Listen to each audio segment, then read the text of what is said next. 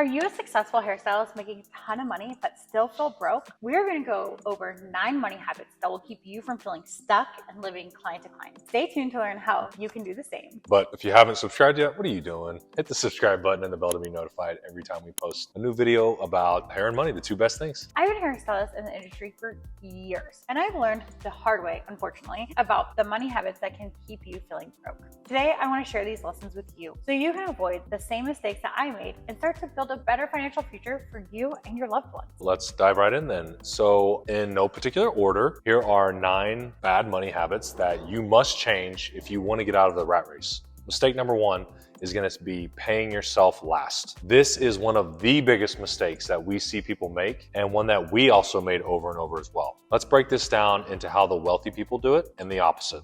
The first way is the broke people's habit of paying yourself last. As you make money every day or every week as a stylist, I'm married to one, I know, you pay your rent, your phone, bills, subscriptions, you go to the restaurants, bars, any social plans you have, and then whatever money that is left, if there is any money that's left, you try and put that into savings or retirement. And let's be honest, is there ever any money left over? In our experience, there's very little. The wealthy people's habit is the complete opposite. They pay themselves first. This means taking 10% minimum and putting it into your savings or investing account the minute you get paid. Treat it like a bill. By doing this, you will guarantee that money will be saved and won't slip through your fingers through spending.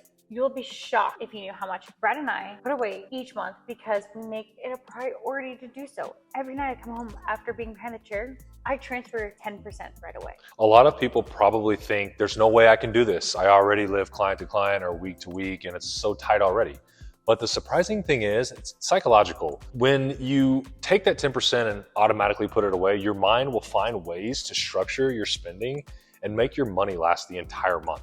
You won't even realize you're saving in the background. The key is to pay yourself first instead of making other people richer by buying their things before you pay yourself. You won't even realize you're missing out on anything. Mistake number 2 is getting comfortable with bad debt.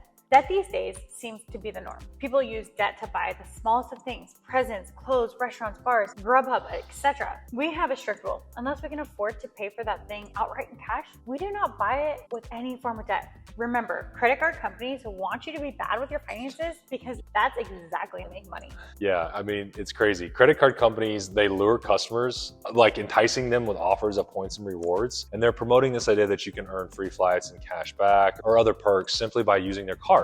But this strategy, just so you know, is designed to get you to spend more. While the concept of earning rewards sounds beneficial, the reality is that most people do not pay off their credit card balances in full each month. I know you say you do, but there's so much credit card debt. So are you really? And when they're not paid in full, there's usually 20 to 25% interest, and it overshadows any potential reward that you're earning. So the interest charges will exceed the value of the points of the rewards, and that leaves the card holders stuck in a cycle of debt. And the credit card companies profit significantly from those interest payments, making the points and reward system cleverly disguised and to trap you into more credit card debt. We always teach our clients to just get rid of the credit cards. Do not rely on them or try to outsmart the credit card companies. You are not going to win. They earn billions with a B. With a B. Billions of dollars in interest every single year. Yep. Just pay cash. Mistake number 3 is not having an emergency fund. This ties into point number 1 about paying yourself first. It's about saving enough so that you have a buffer of at least 4 months of living expenses. We tell our clients to fill up what we call bucket number 2, which is 4 months of expenses. Why 4 months? It's important because it will give you peace of mind and you'll be more prepared in case of an emergency by having this buffer set aside. But not just that, it frees up mental energy that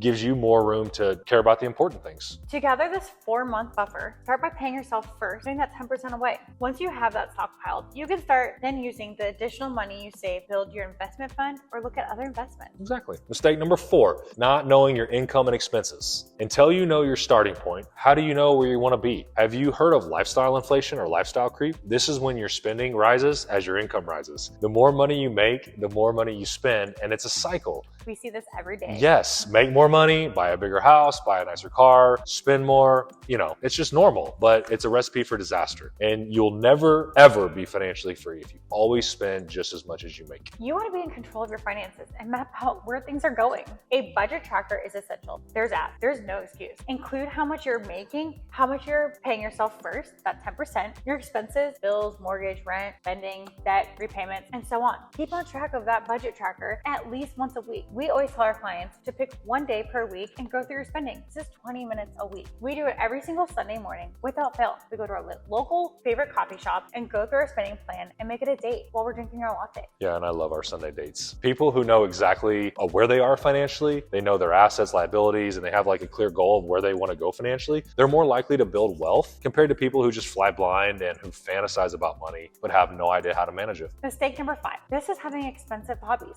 A lot of people like to shop, and part of this is retail therapy. Marketing and social media and multi-billion-dollar organizations are telling us how much we need to spend our money. But these expensive hobbies drain your savings. Instead, find more affordable ways to enjoy yourself, like going on walks, visiting free museums, hanging with friends, or engaging in low-cost hobbies. Before we move on though, we want to hear from you. Are there things that maybe have held you back? If you could go back and tell the younger version of yourself anything about money, what would that thing be? What advice would you give yourself? Comment below and let's chat about it. Mistake number 6 is just purely focusing on saving. While saving is important, it's crucial to find ways to make more money. We make amazing money as hairstylists, so I'm not here to tell you to get another job. You have all the tools you need to make an amazing living. However, one thing you can do now is really know your numbers and ensure you are hitting your profit margin. Yeah, great advice. You can also make your money, sure your money's working for you, whether you're behind the chair or not. That's the key. This is magic. Earn money from your investments to help you make more money. That's nirvana. You can't build wealth if you're making more money and spending it all, but you also can't if you're just focusing on saving, because there's a cap to how much you can actually save. To build wealth, think about both sides. Save a larger percentage of your income and make more money.